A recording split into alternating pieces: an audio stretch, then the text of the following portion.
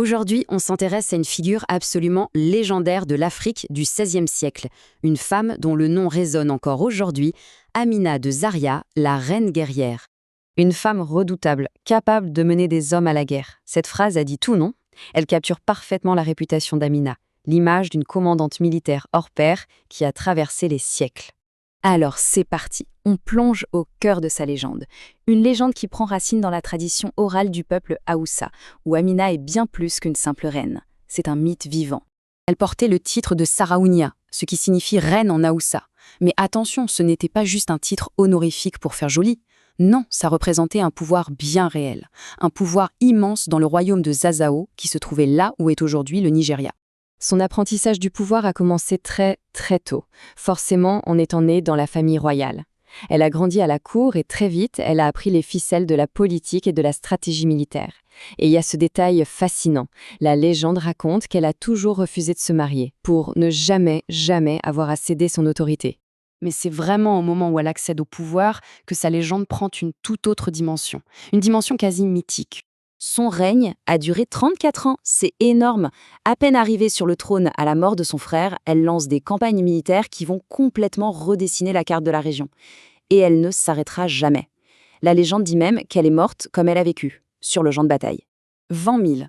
Il faut bien prendre la mesure de ce chiffre. C'était le nombre de soldats à pied. Je ne parle même pas de sa cavalerie. Pour l'époque, c'est une force militaire absolument colossale, une armée gigantesque. Bon, avoir une grande armée, c'est une chose, mais sans stratégie, ça ne sert pas à grand-chose.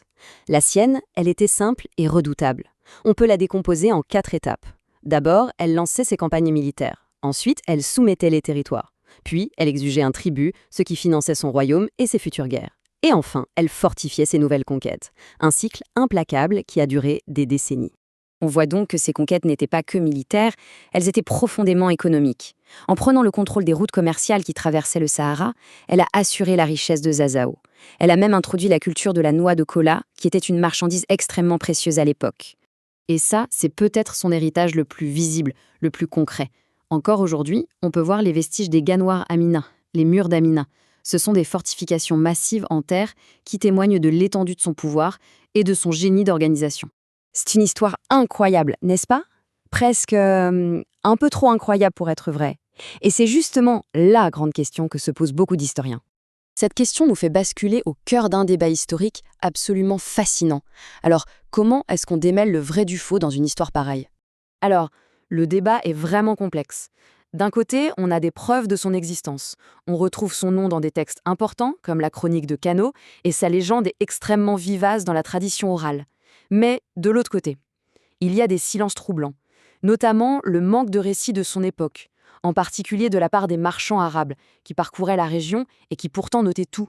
Du coup, 3 possibilités se dessinent. La première, Amina était bien une reine historique et ses exploits ont été magnifiés avec le temps. La deuxième, elle est une figure composite, une sorte de super-héroïne qui rassemble les exploits de plusieurs chefs puissants. Ou alors, troisième option, elle est une pure création mythologique inventée pour incarner la force et la fierté du peuple Haoussa. Mais au fond, qu'Amina ait vraiment existé ou non, une chose est absolument incontestable. Son héritage, lui, est bien réel. Et il est d'une puissance incroyable. Aujourd'hui, Amina, c'est bien plus qu'une figure du passé. Elle est devenue une icône, un véritable symbole du pouvoir au féminin, une source de fierté nationale au Nigeria et l'incarnation même de la grandeur des civilisations africaines avant la colonisation. Et son empreinte, on la voit absolument partout.